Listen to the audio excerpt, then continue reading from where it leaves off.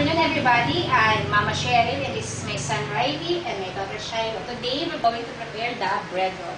First, the ingredients is the loaf bread, breadcrumbs, egg, pizza sauce, ham, cheese, bell pepper, carrots, hot dog. Everything should be cut into strips. First step is to make the bread thin. So we use the roller. Okay? And then afterwards, put the pizza sauce evenly like this. And then put the ham, the hot dog, the carrots, the cheese, and the bell pepper.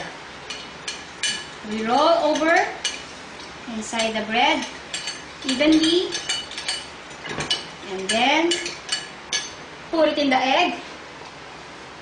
Roll the bread roll in the egg.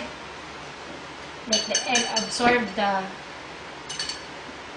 bread absorb the egg, and then put it in the breadcrumbs. Roll. Ilalagyan mo pa itong egg. That's enough. That's enough.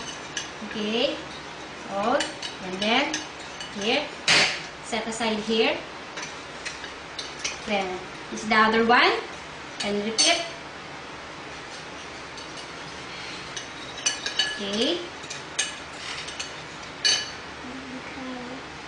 Carrots and the bell pepper. Roller.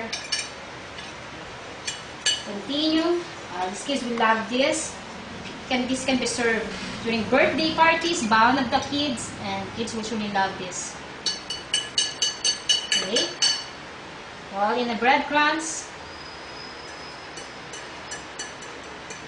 And then, now we have to have it here, the finished product, and then it's ready to fry. Here, you can try this.